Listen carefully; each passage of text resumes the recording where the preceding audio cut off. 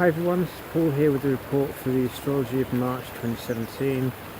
Now at the start of the month we have Sun in Pisces, so this is a continuation of the theme of letting go of all past issues, learning to embrace universal love and to develop a sense of wholeness within ourselves.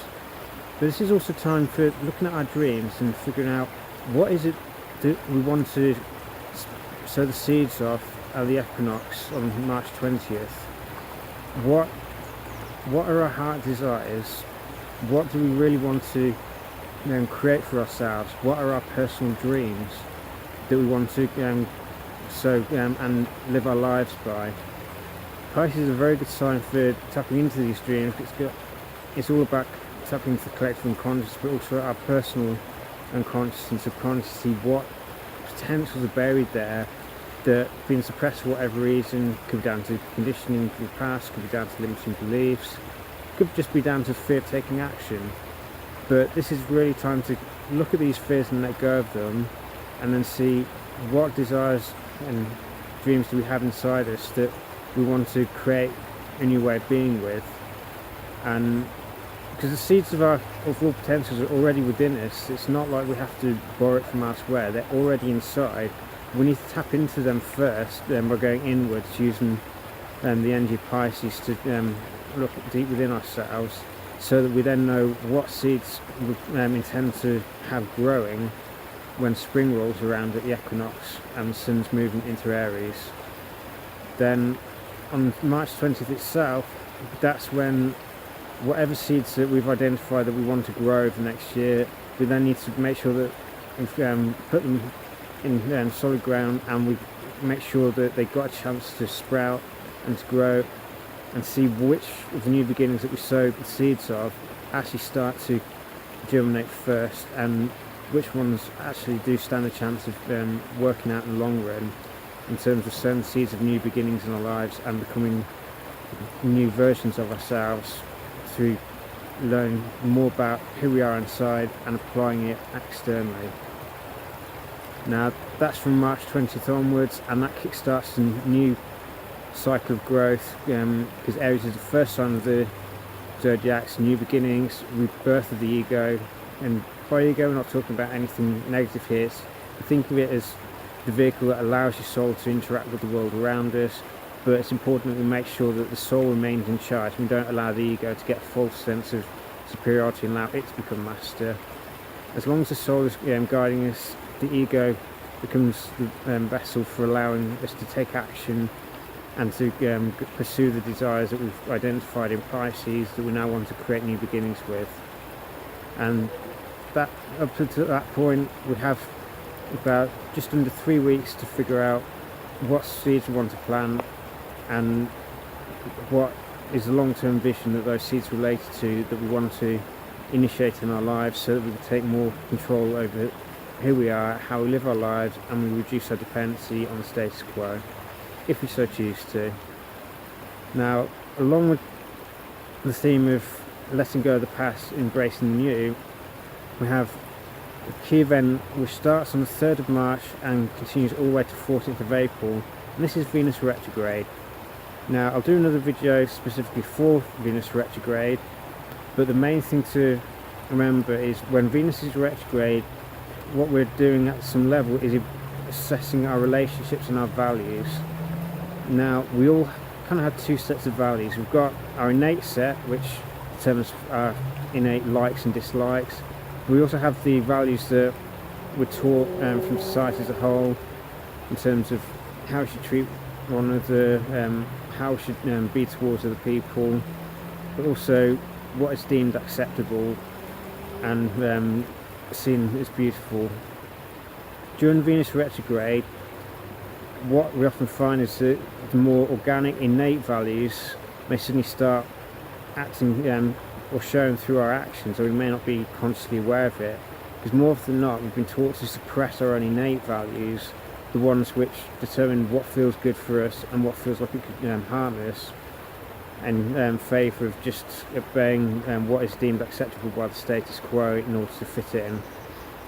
So it's also a case of evaluating the relationships we have with other people, Now, with Venus starting off in Aries, what this may indicate is if assessing our relationship to see, are we allowed to be our independent selves? Do we have a sense of autonomy within the relationship? And that doesn't mean that we don't care about the relationship and don't respect our partners if we have one, but it's about making sure that the relationship isn't constraining, doesn't force us to be somebody that we're not, and doesn't override our sense of freedom and need for independence. Because if everything is balanced, then both partners will respect each other's independence, respect the need for autonomy, and will not feel threatened if the other person needs a bit of space, because they know that the person just needs a bit of time to themselves to maintain that sense of autonomy. There's still enough love there to bind two people together. This then moves backwards into Pisces during the April set of the Venus retrograde. So this may indicate it's re-evaluating universal love, compassion, empathy, and seeing, do our relationships contain these aspects, or are they missing? Now, with Venus, it's not necessarily something we will feel consciously. Venus is about values, so it's below the level of thinking. It's how we assess the information coming in. It's one thing to be able to assess what information is being shown to us, but it's quite another to understand what value system we filter the information through to come to whatever judgments that we make. And quite often it's not until after the retrograde period is over and we've had enough time to look back that we can understand what values that are hidden within us we're actually emerging, that we need to be aware of and need to try and get back in touch with, but at a more elevated level. So that's the Venus retrograde side of things. Obviously, whilst the month may start off a bit quiet in terms of astrology, Venus retrograde kicks things up a notch, but the main activity isn't really going to be until we get towards the spring equinox itself, and then into Aries, when we start getting other major patterns forming in the skies, and some of the other planets like Saturn will be slowing down enough that we start to feel it. But Saturn himself doesn't turn retrograde until April, and nor does Pluto, but both of them will be slowing down significantly and will be starting to feel their energy concentrating. With Saturn, it's in the area of beliefs, philosophy, and travel. With Pluto's case, it's in relation to cosmic order, it's institutions, it's personal reputation, our sense of mission, and whatever career we pursue. But those I'll leave for another time, because they're over a month away yet. There's not much point discussing them right now because it's not happened just yet. We'll start feeling the energy of those intensifying, ready for when they turn retrograde. And so whilst the intensity will drop a bit, and the energy is always going to be intense, it's just the way it is. It's never going to be completely calm, but after the intensity of the eclipse window that we've had in February, things will feel a little bit calm to begin with, and then Venus retrograde starts, and that's when we need to assess the relationships that we're in. Now, that doesn't mean that we just abandon people or anything like that, but it's time to reflect on them and make sure that our fundamental needs are being met. And same with our partner, their fundamental needs also need to be met, as long as it's not going to undermine who we are. Because there's always meant to be a giving and receiving in relationships. It should never be that unbalanced that only one person is giving, the other person's always taking. Otherwise, it's not really a relationship, that's more like a business transaction, and that's not really how relationships should be. But again, I'll go into a lot more detail when I do a separate video specifically for Venus retrograde, but it's worth knowing now what may come up, because this seems going to be with us for all but the first 2-3 days of February, of March, sorry.